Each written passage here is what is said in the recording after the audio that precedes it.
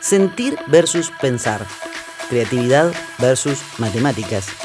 Letras versus números. Las profesiones más humanas y creativas fueron atravesadas por una inyección tecnológica exponencial y un universo de datos que no para de crecer. Las máquinas están aprendiendo más rápido que nosotros, pero nosotros deberíamos aprender mejor. En este podcast, los dos cerebros nos sentamos a conversar, ya era hora, para hackear la desconfianza y la paranoia algorítmica. Quanam, empresa uruguaya referente de tecnología, y la Escuela de Comunicación de la Universidad Horta Uruguay presentan Los datos también comunican. Tecnología para la transformación cultural. Cuando te preguntaron si eras de números o de letras, esto es F5 Creativo. Casos, visiones y tendencias para actualizar la mirada sobre el futuro de nuestras profesiones. Héctor, ¿qué estudiaste? Estudié ingeniería en informática mayoritariamente, esa es mi carrera de grado. Después estudié una maestría en estadística y data science, y eso más dentro de lo que se conoce como educación más formal quizás. Después, bueno, algunos hobbies o artes, soy bastante curioso, me gusta, por ejemplo, todo lo que tenga que ver con la música, piano, guitarra, me gustan temas de percusión y, por ejemplo, la magia es otra cosa que me gusta mucho y que de hecho me dediqué profesionalmente durante algunos años, así que he estudiado varias cosas. Cuando te preguntaron si eras de números o de letras, cuando tenías que elegir una carrera, ¿qué dijiste? En realidad, no sé si me hicieron esa pregunta, ¿sabes? Pero no sé si es tan binario tampoco la realidad, ¿no? Es como que más compleja, pienso que dentro de mí hay un montón de cosas y bueno, parte de los números sin duda me gusta y me gustan las ciencias, pero también temas vinculados a las letras, mismo dentro de lo que es la computación. A mí parte del área que más me gusta, después podemos charlar un poco más, se llama procesamiento del lenguaje natural. Entonces el entender las letras y el entender el lenguaje humano pero dentro de la computación es algo que también me parece súper interesante. ¿Cómo aprenden las máquinas? Bueno, hoy por hoy las máquinas aprenden más que nada dentro de lo que se llama el área de Machine Learning, ¿no? Que bueno, justamente cómo aprenden las máquinas, y los métodos más usados es que aprendan basándose en datos.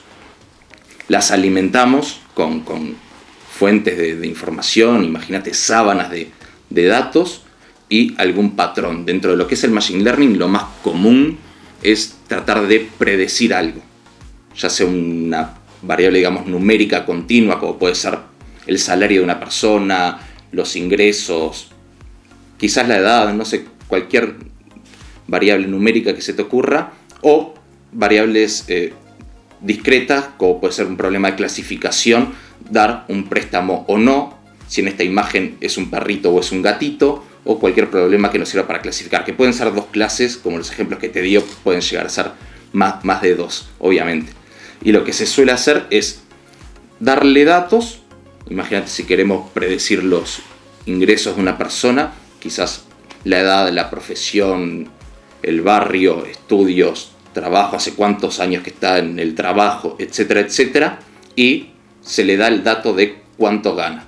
Entonces, la máquina empieza a buscar patrones en las variables, digamos, explicativas, en todas las que mencioné anteriormente, para tratar de entender o encontrar, digámosle, una fórmula para poder llegar al salario. Lo bueno de eso es que después de personas que no tuvieras el salario, le das las variables explicativas y el algoritmo, el modelo, te adivina, te predice cuánto puedes llegar a ganar. Y bueno, eso es para lo que se usa hoy en día en la industria, digamos, el Machine Learning. A ver, yo vengo de un área que es la comunicación, estudiada hace 20 años. Y en estos 20 años lo que nos pasó es que nos atravesó esta revolución digital y cambió completamente las formas y los paradigmas de trabajo. Típicamente los de comunicación nos preguntaban y decíamos somos de letras. Ajá. Y la realidad es que hoy tenemos un instrumental muy poderoso de tecnología al servicio de las mejores prácticas de comunicación. Si pienso en desarrollos audiovisuales, cinematográficos, si pienso en publicidad, si pienso en el entorno de desinformación en el que está inmerso el mundo del periodismo, nuevos roles que aparecen como el fact-checker en el mundo del periodismo, todos vinculados a esta enorme cantidad de huellas digitales y posibilidades que eso habilita para tener más certeza sobre nuestro trabajo. ¿Algún caso de éxito o algo en que hayas tenido intervención o conozcas en el campo de la publicidad, del periodismo, del audiovisual, e innovaciones en este territorio? Bueno, hoy en día lo que se utiliza muchísimo y aprovechando el potencial de las redes es todo lo que tiene que ver con segmentación o clusterización. Me imagino que vinculado al área de la comunicación, vos le querés llegar con un determinado mensaje a cada persona, y no es lo mismo hacer el mensaje metralleta y que a todos les llegue el mismo discurso, que sino de alguna forma, como decía, ¿no?, segmentar a las personas y ver qué intereses o cuál es la mejor forma de llegarle a cada uno. Personalizar el mensaje. Sin duda. Bueno, eso en realidad tampoco es nuevo esto, digamos. Lo que pasa es que hoy se explota al máximo. Pero vos te pensás en campañas políticas, se utiliza un montón. Y hace de toda la vida, un político cuando iba a dar un discurso no daba el mismo o no afrontaba los mismos temas que cuando iba a un barrio o a otro, ¿no? Ya segmentaba. Quizá de manera más intuitiva. Hoy en día se conoce muchísimo a las personas por lo que vos decías de la huella digital, las trazas que vamos dejando, los posteos. Bueno, Facebook nos conoce más que quizás nosotros mismos o cualquier red social en base a nuestros amigos, ¿no? A quienes seguimos, qué páginas seguimos, qué posteamos, qué imágenes subimos. Entonces se tiene mucha más información para poder segmentar mucho mejor, y eso, como todo, es una herramienta que puede ser utilizada o para bien o para mal, ¿no? Ahí te metiste en un territorio delicado. En principio hablaste de campañas políticas, por ende todo esto que estamos viendo puede tener una incidencia directa en la democracia en sí misma. Por otro lado, esto de nuestra huella digital. Y qué tan conscientes somos de que en el uso de determinadas plataformas estamos brindando nuestros datos para qué cosa. Es decir, a todos nos encanta que Netflix nos adivine qué serie nos va a gustar más. Sin duda. Pero nos da cierto temor de que nos conozca más que nuestra madre. Mi pregunta es, ¿qué te da miedo? Tocaste un tema que a mí me preocupa bastante, que es los algoritmos que usan algunas redes sociales para banear o de alguna forma.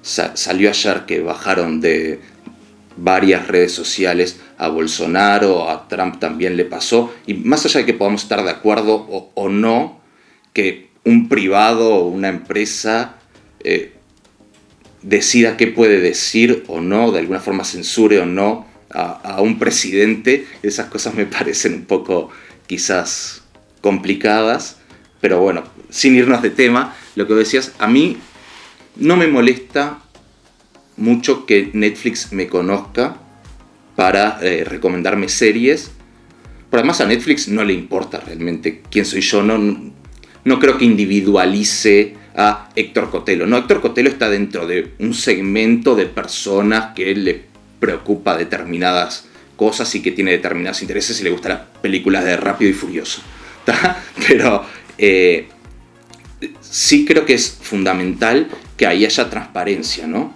Que no siempre la hay.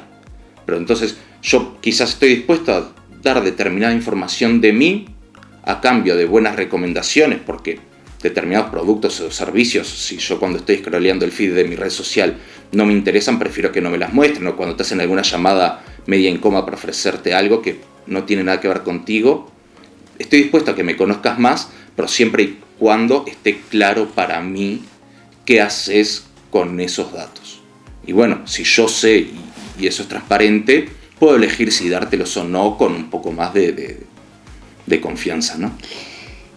Hablando un poco de esto, pensando en el rol de pronto la comunicación o los profesionales que venimos de ciencias humanas, ciencias sociales, habilidades más creativas y áreas humanísticas, que fuimos preparados especialmente en comunicación para conectar justamente personas con personas, sociedades con sociedades, hacer que los mensajes lleguen oportunamente, de buena forma. Mi pregunta es, ¿qué necesidad de humanización tiene la tecnología hoy? Es decir, ¿qué nivel de multidisciplinariedad necesita este entorno muy complejo en el que trabajas y que tiene una complejidad creciente además, ¿no? Para mí es fundamental trabajar en equipos interdisciplinarios y en todas las dimensiones que se te ocurra. Uno lo más obvio que piensa es en cuanto a la profesión, que sí, no quiero, o no es que no quiera, pero el producto quizás al que se puede llegar trabajando todos ingenieros juntos, quizás no tenga la misma calidad que si vinculas personas de distintas profesiones. De hecho, la mayoría de estas cosas tienen mucho que ver y lo principal, el puntapié, es entender el negocio y qué quiere el negocio y qué sesgos o no puede llegar a tener esa información. Pero como te digo profesiones, te digo también en cuanto a raza, religión, sexo, género, lo que vos quieras, porque cuanto mayor diversidad, tenés una visión más holística del problema, puntos de vista que a vos por los sesgos de uno y por la formación se le pueden estar pasando. En territorios que de pronto podrían estar muy vinculados a la creatividad, o por lo menos dentro de nuestras concepciones más fundantes, como puede ser por ejemplo la música. Uh-huh. Hace poco leía un artículo donde habían terminado una obra maestra clásica creada por inteligencia artificial. Uh-huh. ¿Qué incidencia tiene la tecnología en territorios creativos? Y al revés, ¿qué incidencia tiene la creatividad en la innovación del aprendizaje de las máquinas? Para mí la creatividad en lo que tiene que ver con innovación y sacar ideas creativas para resolver problemas de la sociedad es súper importante y está vinculado a resolver temas súper complejos, como por ejemplo de pobreza o desigualdades de distinto tipo. Y para el otro lado, vaya que también el ejemplo que dijiste de cómo se completó una obra de un artista que murió, que si no recuerdo mal era Beethoven, ¿no? Murió sin terminarla y una inteligencia artificial la terminó. Es algo genial, me parece a mí. O por ejemplo, se han hecho obras de Nirvana que Nirvana nunca compuso. Y hoy en día, con lo que se llaman redes neuronales adversarias, se hacen obras de arte estilo cuadros al estilo Van Gogh, por ejemplo, y se venden. Ahí te metes en todo un tema ético también de ¿eso realmente tiene valor artístico? Eso que hizo una máquina, ¿realmente es un trabajo creativo, original? ¿Quién tiene los derechos sobre eso? ¿La máquina, el algoritmo, el creador del algoritmo? Yo que agarré el algoritmo, yo hice un experimento, por ejemplo, agarrando canciones de artistas uruguayos a ver qué podía surgir, por ejemplo, para inventar una canción para la selección uruguaya. Y surgió algo. ¿En qué se basan estas cosas? Si yo te digo, por ejemplo, la probabilidad de predecir la siguiente palabra, ¿no? Imagínate, esta inteligencia va haciendo palabra tras palabra. Yo te digo, y la gente gritó Uruguay, ¿cuál va a ser la siguiente palabra? Campeón, no vas a salir mucho de ahí, ¿no? Y bueno, en eso se basan. Vos alimentás con letras de canciones, empieza a reconocer determinados patrones y te hace una nueva obra original, copy-pasteada, pero está súper interesante. Es un campo que está en auge y que sin duda para mí puede llegar a servir sobre todo para cortar con el terror ese de la página en blanco, no sé ni por dónde arrancar. Uh-huh. Quizás te puede dar un puntapié para disparar en uno eso artístico. Creo que las máquinas nos tienen que ayudar a sacarnos el trabajo pesado o repetitivo. A ver, los problemas que puede resolver una inteligencia artificial, yo un primer filtro que hago es este problema. Un grupo de humanos capacitados, conocedores de la materia y con tiempo infinito. digamos. ¿Lo podría resolver? Si la respuesta es sí, quizás entonces una inteligencia artificial también. Los números del 5 de oro, no. Para predecir eso no va a funcionar. Entonces creo que nos tiene que sacar ese trabajo repetitivo, quizás, o que lleva a un nivel de cómputo que uno no tiene, porque la máquina la podés dejar un clúster de no sé cuántos, con muchos recursos, computando durante un mes para entrenar un algoritmo de billones de parámetros que prediga muy bien determinadas cosas. Yo no quiero hacer eso, se lo dejo a la máquina para poder quizás sí dedicarme a temas más creativos. ¿Y hacia dónde va esto? Porque, a ver, lo que estás hablando, creo que tuvimos como una cultura de ciencia ficción que nos lo adelantó en las últimas décadas. Para mucha gente sigue siendo magia, de esa que vos haces en otro terreno. Y por otro lado, un poco de miedo de para dónde va, hasta dónde vamos a llegar. Quiero decir, las miradas más apocalípticas, cuando ven, digamos, el territorio tecnológico muy metido en las áreas más humanas de nuestras concepciones, hay un poco de terror. Uh-huh. ¿Hacia dónde crees que va? ¿Y por qué? Entre el bien y el mal que puede hacer toda esta magia. Tengo una visión muy sesgada porque soy quizás muy naïf, muy inocente y creo en el bien. Creo que para empezar, Terminator nos hizo daño en esa visión apocalíptica de cómo las máquinas van a conquistar el mundo y no sé qué, no sé cuánto. Creo que además estamos lejos de lo que se llama una inteligencia artificial general. Cuando uno entrena una inteligencia artificial es con un propósito determinado. Existe lo que se llama transfer learning, que yo puedo entrenar a un modelo para predecir determinadas figuras, imagínate, no sé, razas de perros, y después le hago fine tuning y lo vuelvo a entrenar para que aprenda a predecir razas de gatos.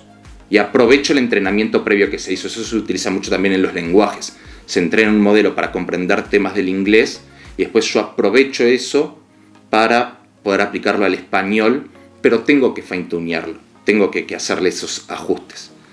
Entonces, me parece que estamos lejos si bien los hay, los robots que te hablan con voz metálica y con forma humanoide, no es lo que más se utiliza en la industria hoy en día, salvo que estés en algún laboratorio del MIT o Stanford. Acá en las empresas de acá no es lo que se busca. Se busca tomar mejores decisiones, entender mejor los procesos de negocio, y para eso es lo que sirve esto, para transformar datos en información útil que te ayude a tomar las decisiones. Hay temas donde lo que es la mejor decisión igual no está claro y quizás es una decisión más política, ¿no? Y que hay que matizar distintas cosas, pues si no, lo que hablábamos hoy de la democracia quizás no tendría sentido que haya un parlamento. Pongamos una inteligencia artificial que decida lo que es mejor. Sabemos que no es así y para mí no va por ahí. Yo, que como te decía, creo como que en la bondad, por llamarlo de alguna forma, a mí algo que me gusta mucho es la inteligencia artificial para hacer el bien, AI for Social Good, que es toda una rama que está enfocada en cómo se pueden aplicar estas técnicas, como decía, por ejemplo, para predecir inundaciones o catástrofes naturales que sabemos que generalmente afectan a los más pobres. O, por ejemplo, sabemos que los más pobres también tienen más dificultad de acceso a determinados recursos. Entonces se puede utilizar algoritmos como se utilizan para saber dónde es la ubicación óptima para abrir una nueva sucursal de un supermercado, un nuevo cajero automático, lo que sea. Bueno, pero para abrir una policlínica, un liceo o cosas por el estilo, y hacerlo más accesible. En cuanto a la salud, lo que quieras, fotos de lunares para poder predecir lesiones, cáncer, cosas de esas, o de rayos X. Salió una aplicación que supuestamente por la tos, grababas la tos y te decía si tenía COVID o no. En eso en cuanto al COVID se han hecho varias cosas aplicando la tecnología de inteligencia artificial, y a mí eso es lo que más me gusta, cómo se puede aplicar para hacer el bien, y me gustaría que fuera por ahí. Por otro lado, también tiene mucho de combatir determinados vicios y hacer que los algoritmos que uno entrena sean justos y que no, por ejemplo, imagínate, si vamos a predecir el salario de una persona, que por el hecho de ser mujer te dé menos que por ser hombre, cambiando simplemente esa variable, no parecería ser un algoritmo justo, porque parecería que el salario no debería tener que ver con eso, ¿no? Total. Entonces, como que me parece que hay que meterle mucho cabeza a esos temas y que tendría que ir por ahí. Como conclusión me quedo con mucho para hacer, mucha educación sobre estos temas en las sociedades, mucho más humanización de la tecnología y más conversaciones de estas, ¿no? Exacto. De letras y números para llegar a que no solo sea que la fuerza nos acompañe. Sin lugar a dudas. Excelente. Bueno, Gracias.